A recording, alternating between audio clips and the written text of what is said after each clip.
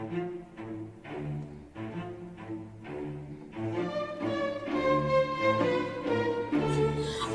nah tadi kalau kita lihat di intro, kita akan membahas episode 2 dari Protista, yaitu alga. Nah, Protista itu kan kita membahas yang Protista mirip hewan, yaitu Rhizopoda, Plagiata, Ciliata, dan Sporozoa. Nah, sekarang kita akan bahas yang mirip tumbuhan.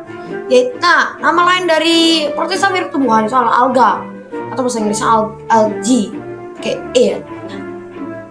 Nah, kalau kita lihat di slide berikut di bawah aku ini, itu ada terdapat namanya beberapa jenis dari alga. Yang pertama Euglophita, Chlolophyta, Chrysophyta, Pyrophyta, Rhodophyta, dan ya Phaeophyta dan Rhodophyta kayaknya. Dan nanti di episode 3 atau finalnya kita akan membahas Protista mirip jamur. Nah, yang ini yang di sampingnya itu mirip tumbuhan itu. Nah, nanti di sana kita akan membahas Myxomycota dan Oomycota. Nah, di atas ini itu adalah karakteristik dan struktur alga. Dia memiliki beberapa karakteristik. Yang pertama, dia memiliki membran inti sel seperti kebanyakan prokaryotik. Lalu dia memiliki 3 cara hidup: soliter, koloni, dan multiseluler. Kalau yang soliter itu biasanya dia cuma sel satu. Contohnya ya kayak Euglophita.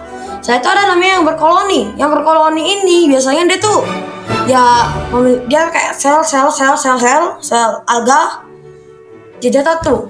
Dia membentuk suatu koloni. Baru nanti kalau koloni itu berkumpul, dia akan menjadi namanya multiseluler. Jadi contoh multiseluler tuh ya kayak rumput laut. Lalu ada kayak bahkan rumput laut yang kita makan itu kayak apa ya? Aku lupa namanya. Itu sebenarnya alga. Jadi kalau kalian pencintanya rumput laut ya emang ini yang kalian makan. Lalu dia memiliki 2 cara untuk berkembang biak, vegetatif dan generatif.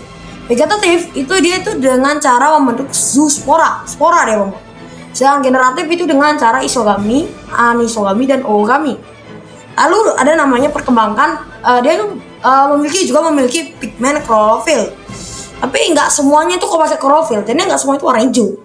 Ada warna kuning, ada warna kecoklatan, ada warna merah, bahkan seperti itu. Dia bersifat autotrof, ya kayak tumbuhan, bisa membuat makanan sendiri, bukan heterotop.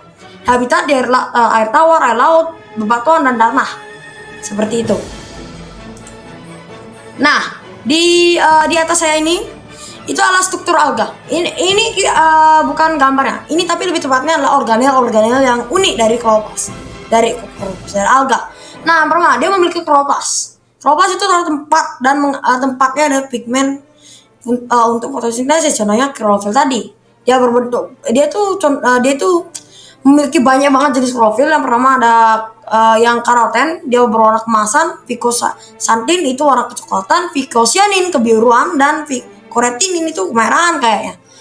Nah, bentuknya bisa bulat, spiral, dan bahkan ada yang bentuk sabuk. Bilang atau nah, yang bulat itu contohnya adalah Chlorochum. Yang spiral itu contohnya Spirogia. Kita bisa ambil hafalan Spirogia. Dan sabuk itu berbentuk sabuk itu Lotrix. Nah, di bawah ini adalah cara hidup dari alga. Alga itu paling ke sana itu adalah multiseluler. Biasanya berbentuk benang, filamen, atau lembaran. Contohnya itu adalah Gonium, Spiroglia, Ulva, dan Laminaria. Bagian sini itu uniseluler, dia satu sel tapi koloni. Dia berkelompok dan bakal membuat protoplasma dan hubungan memiliki juga semacam pori-pori. Bentuk koloni bisa jadi cakram, bola, bahkan jala.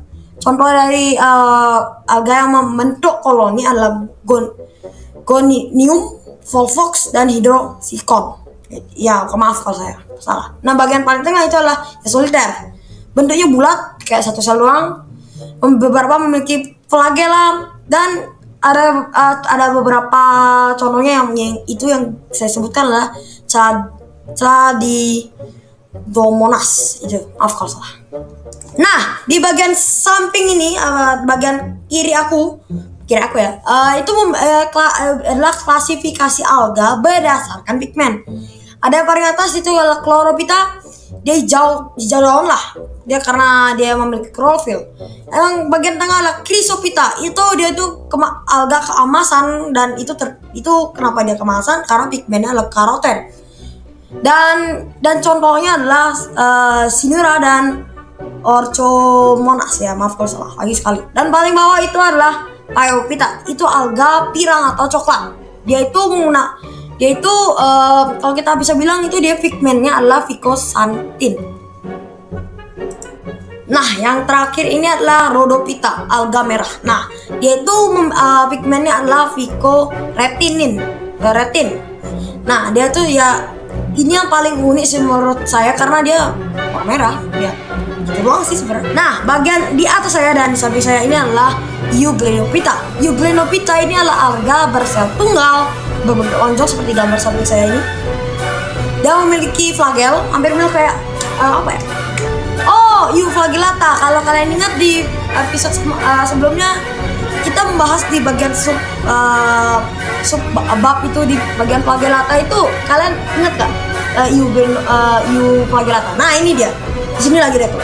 Nah, dia ini memiliki cambuk atau flagel seperti aku bilang tadi, memiliki klorofil untuk berfotosintesis yang jelas, dan dia organisme yang tergolong tumbuhan tapi yang nggak sempurna.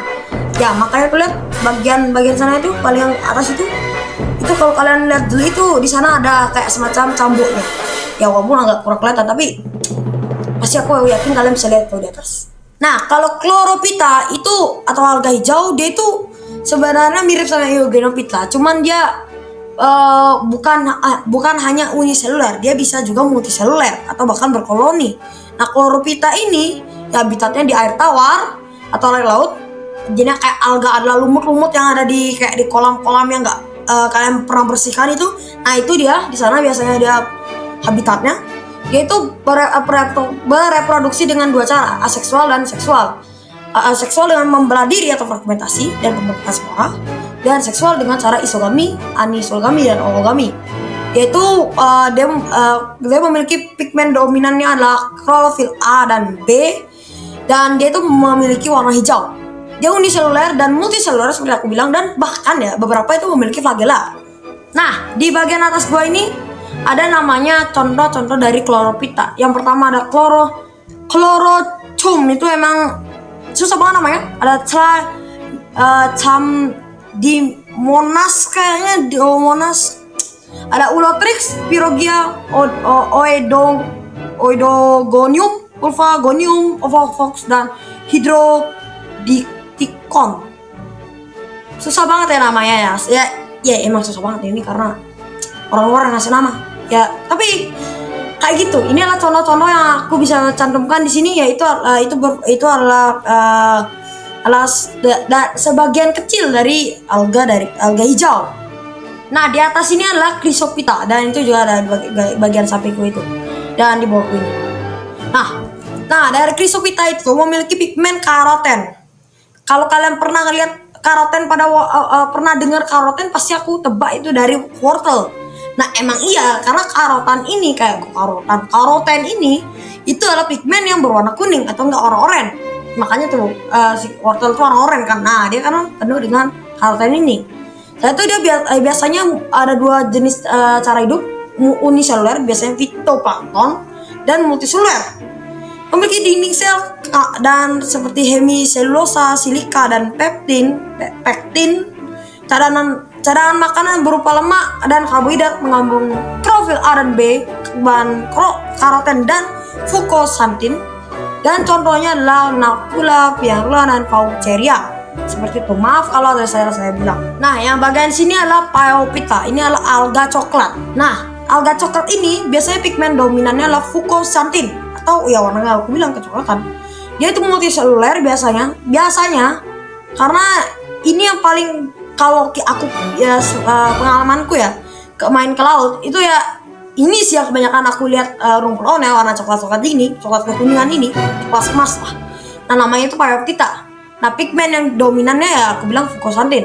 Dia itu multiseluler berbentuk bunang seperti yang gambar ini, atau mungkin teman-teman udah pernah lihat, dan seperti talus, dan dia seperti akar, batang, dan daun, ya kan? Itu beneran udah perfect banget. Tapi ya dia belum sempurna ini, padahal udah hamau banget loh. Nah itu dia memiliki dinding sel terdiri dari pektin dan algin. Habitatnya biasanya di laut. Ya karena cuman yang aku pernah lihat itu ya di laut doang. Aku nggak pernah lihat di sungai-sungai itu. Mungkin kalau teman-teman pernah melihat ya, mungkin ya kalian bisa di komentar aja. Nah itu habitatnya seperti aku udah bilang, dan dia itu mengapung. Biasanya mengapung, dia nggak melekat, tapi kadang-kadang ada yang melekat pada karang. Lalu reproduksinya berdasarkan untuk aks seksualnya, dia itu berfragmentasi dan zoospora. Itu yang aseksualnya, dan kita di sini kalian bisa tambahkan lagi untuk yang seksualnya. Nah itu gambar yang di samping itu adalah contoh dari Phaeophyta. Nah di atas aku ini adalah contoh-contoh dari Phaeophyta. Nah yang pertama dia itu, nah ini dia reproduksi seksualnya ternyata ya. Gak usah kalian komen, mungkin kalian bisa perbaiki aja. Nah di atas itu ada isogami, anisogami, dan oogami yang hampir kebanyakan ya. Dan itu dia metagenesis, itu generasi gametofit menggunakan sporofit. Itu keren banget loh. Itu cara reproduksinya dia. Baru ada namanya, dia mengandung klorofil A, C, B, dan karoten, dan bahkan fucosantin dan xanthophyll. Nah, yang ini cara contoh-contohnya ada Tubinaria, Fucus, Masocek, dan Laminaria. Nah, Laminaria ini yang paling aku sering lihat nih, karena dia ngapung ini kayak daun-daun yang udah bekas, tapi ya itu adalah alga. Rata aku baru tahu juga, ini baru belajar di Wikipedia kan. Nah, ini bagian samping kiri saya ini adalah Rhodophyta atau alga merah. Rhodos artinya merah, itu bahasa Latin kayaknya aku lihat dari Wikipedia. Nah, pigmen yang dimiliki oleh alga merah itu adalah fecoretin, klorofil A, D, karoten, ficosantin, dan itu cyanin ya, itu berwarna ungu kemerahan. Sebagian besar itu multiseluler.